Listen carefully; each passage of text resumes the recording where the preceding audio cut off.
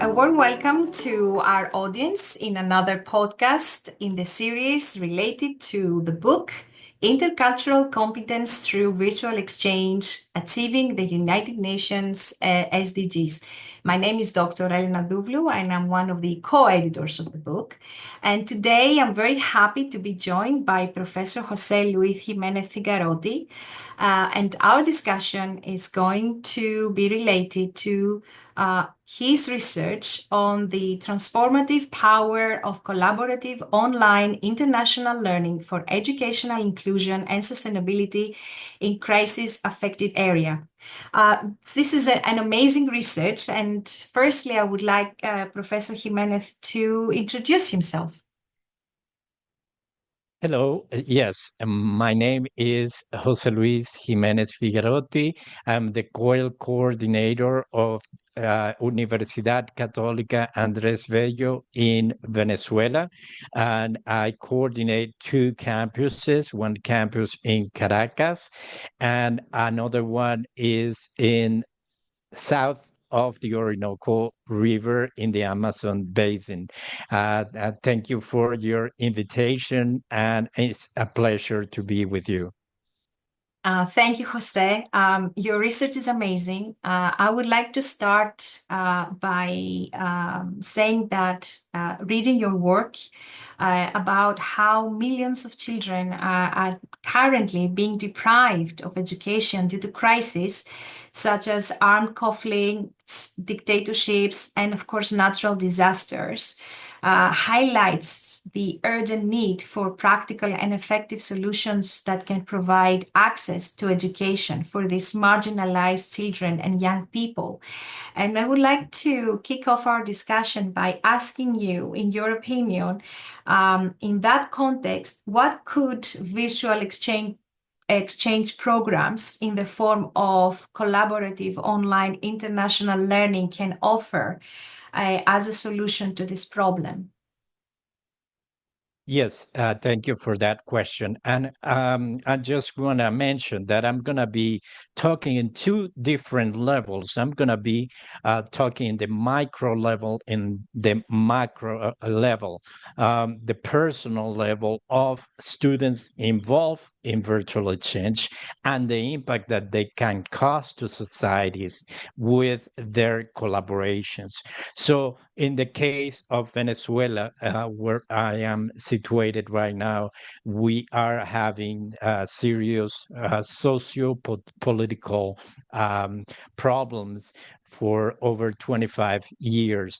And in the micro level, how this dictatorship is affecting the health of the students that we involved in our universities is a serious concern, because it's not a regular education.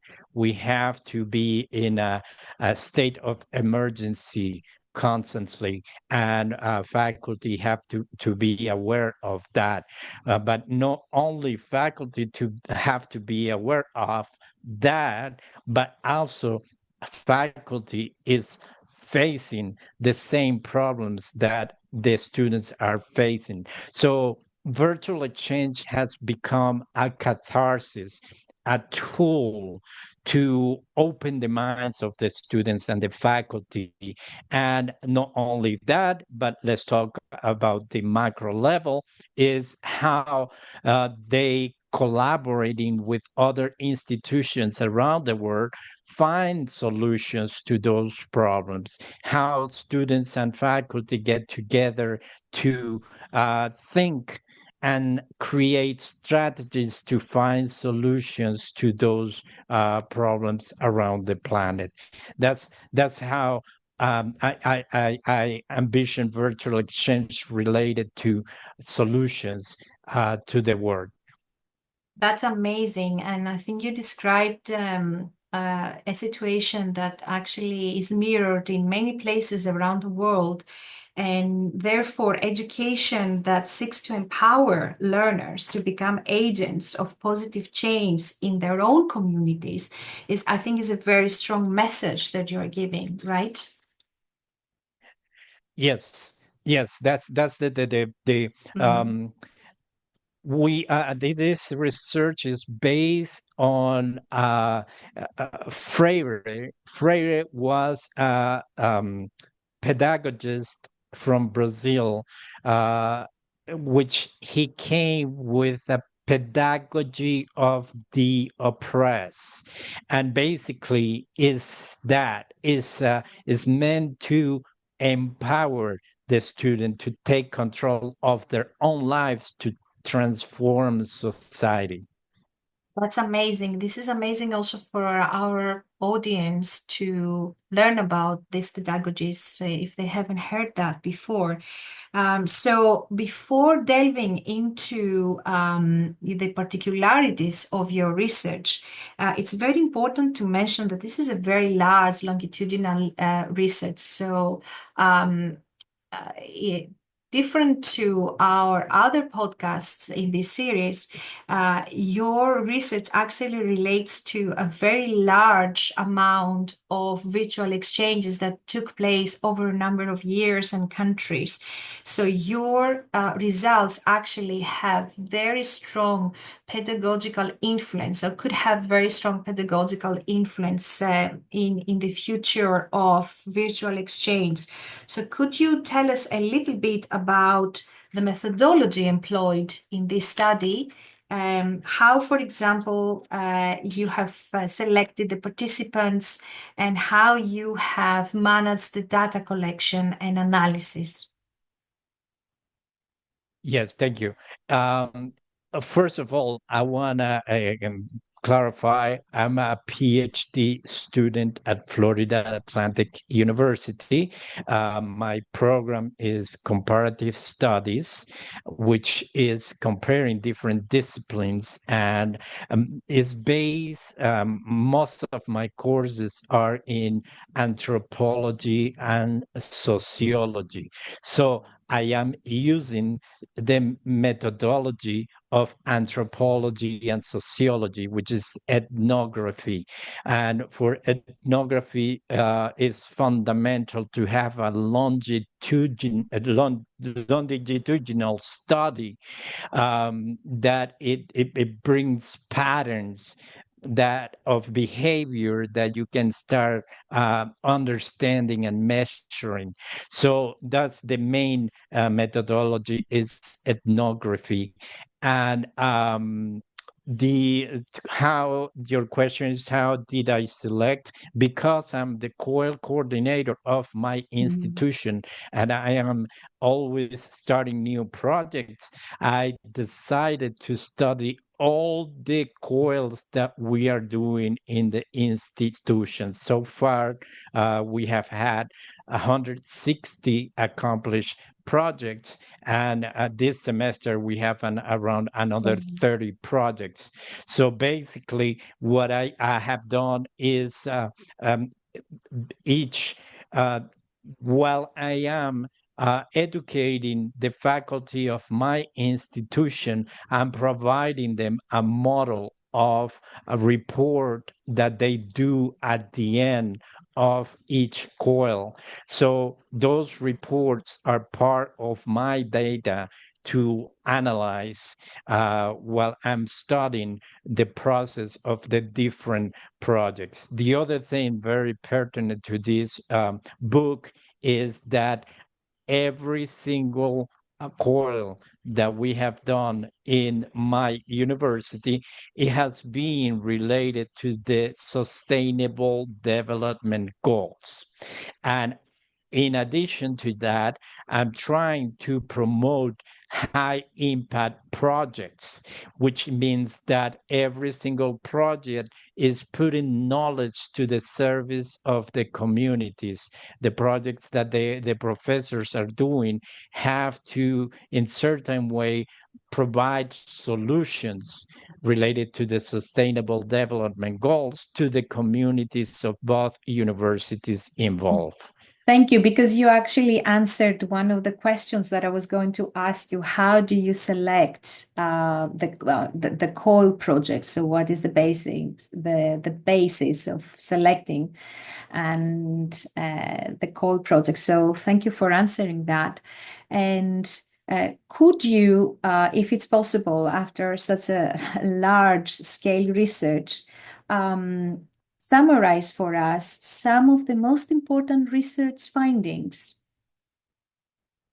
Yes, first of all, at the micro level, the transformation of the individuals, which is the part of the title of this chapter, that the individuals living in a crisis, under a crisis. So one of the important things, and I see it in the classroom because I also am a professor and I see it every day, is the depression that students are having uh, um, because of the situation.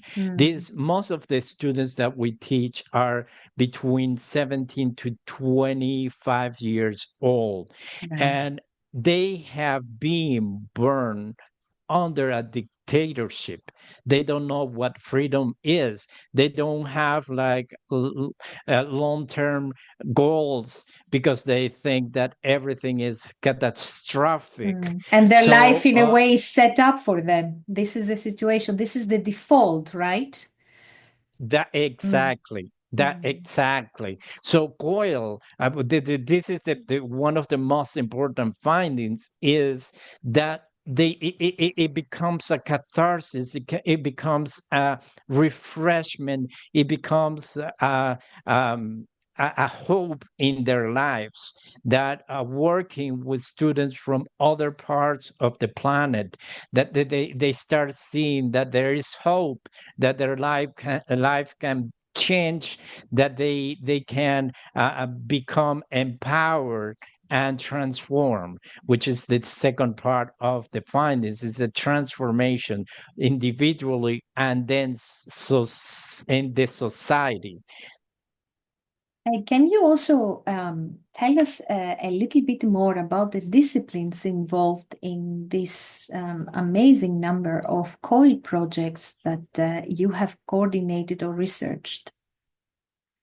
Well, we in my university, we cover most of the disciplines of a university. The only area that we don't have is the medical area disciplines, but we have engineering, we have biology, we have architecture, and then we have in the humanities, we have all the humanities, uh, arts and letters. We have communication, which is where I teach, psychology, law. So we cover all the disciplines except the medical field. Yeah, this is indeed a very large field, and it's interesting to see from what you were saying that despite the variety of disciplines, the results were very similar amongst the students. So the impact to their well-being, but also to their ability to let themselves feel empowered is across all disciplines the same. Yes, yes, yes, because coil is the frame. It doesn't matter what discipline is involved, but the individual results are pretty much the same. Same. The understanding the other cultures, but in the case of what I'm researching specifically in Venezuela under this socio-political conflict, it is that catharsis. That's the main finding of the research, is the transformation of the individuals. This is very important, a very important message for all educators out there. And perhaps you could now delve more into your findings in terms of how these COIL projects had an impact on this intercultural understanding and effective cross-cultural learning amongst the various students involved in this COIL projects? Well, I mean, this is important too because, again, they being in a close, um, how can I explain it?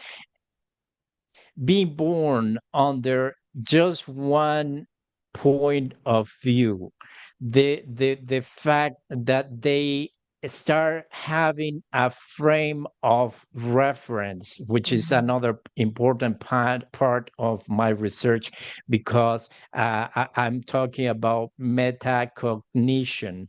That Yes. frame of reference is fundamental in this research, that they have a different point of view, and the cultural point of view, where they can compare similarities and differences of their culture and their way of understanding the other are fundamental. I can give you few examples, Yes, like please. for example, in a collaboration, which the topic was symbols of freedom. And my students work with students in New York. And being the United States,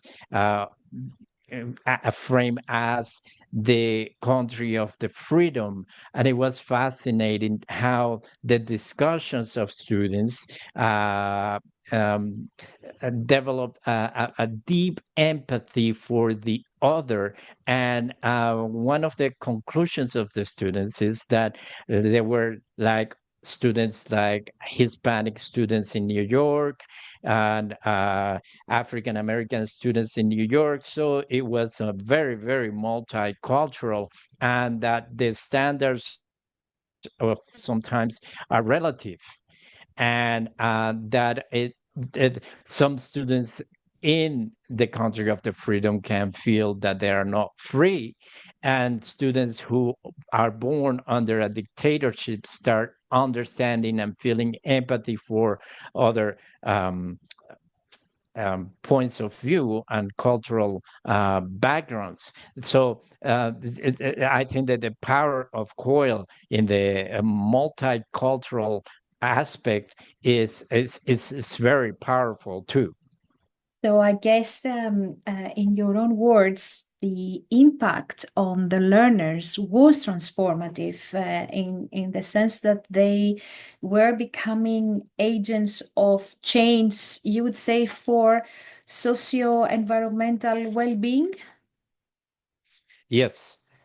Yes, because I mean, if we're talking about the sustainable development goals, one of the strong points of the sustainable development goals is not talking only about ecology and keeping the natural world untouched, but integrating the human being in this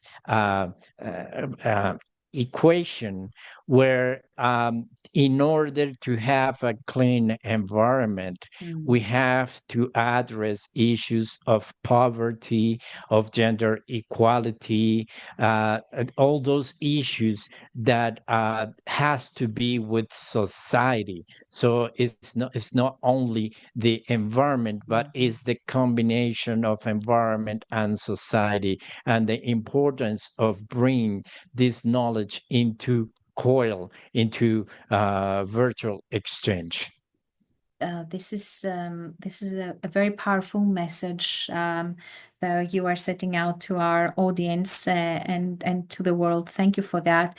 And how do you think that these virtual exchange programs and global learning influenced your teaching practices as an academic? Well, it really have impacted deeply my work as a professor and as a researcher. The first time, it's going to be near 7 years that I started doing COIL.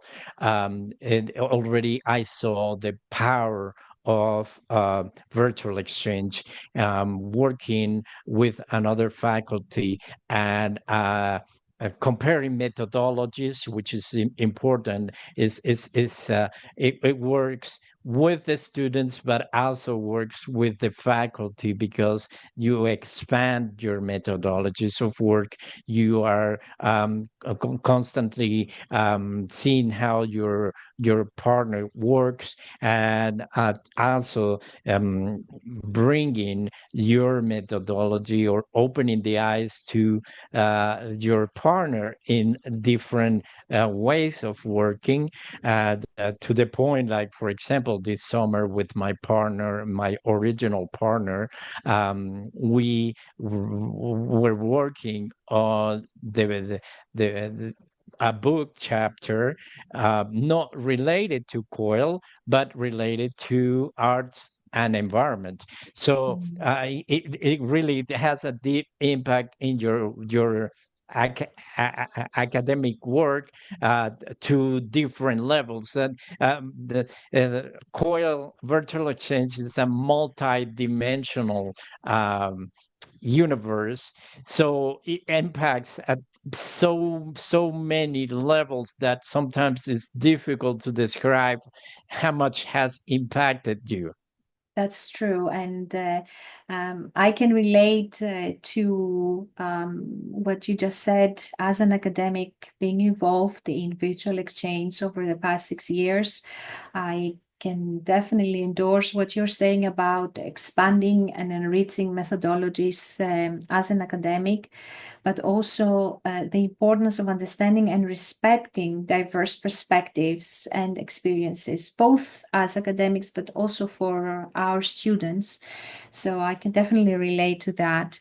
And where do you see now this experience taking your research in the future? How do you see this expanding? Well, I see the rest of my life involved in researching about virtual exchange and COIL, because, as I mentioned to you, it is so complex, it is so multidimensional that you have to do one step at the time. You can focus your lens to study a little bit in a segment. However, there are so many segments, I think infinite segments that you can study. So this is going to take my lifetime of research related to COIL. That's very promising, and I'm actually looking forward to working with you in a future virtual exchange program, Sure. if this is possible. Sure. I guess that all the students that have participated in the COIL and virtual exchange experience, they have reported a different kind of more enriched experience in their learning compared to perhaps those that haven't. Definitely. Again, it's just that the providing a frame of reference. The ones who have not done virtual exchange they only have a point of view, and a very restrictive and limited point of view. And the ones who do COIL, they have that other point of view, or much more than just another point of view. They have multiple points of view. I agree. I would like you to ask you to summarize and this amazing conversation with your thoughts and perhaps a wish for the forthcoming future, for our planet, for our students, for the future of humanity. Well, yeah, that's a deep question to close this podcast. But I think, especially today and the day that we are doing this podcast, wars happening in the planet, climate change, all these major challenges that we are facing today, and the possibility, and this is the first time in humanity that we have the possibility to bring brains from different parts of the world and get them together to think about solutions. I think that we are making history. We just the fact that we're doing this, it is already transforming the planet. We need to see from now to 20 years to see the effects of what we started doing with COIL, but I think it's very promising. I think that we are in the right track to solve those problems. That's a very nice thought, empowering our learners today to build the future that they want to have tomorrow. So this is an amazing thought. Thank you so much for the amazing conversation we have had, Professor José Luis Jiménez Figarotti, and I hope that the future holds for us also a collaboration on virtual exchange. I will be looking forward to that. Thank you very much. Thank you for inviting me.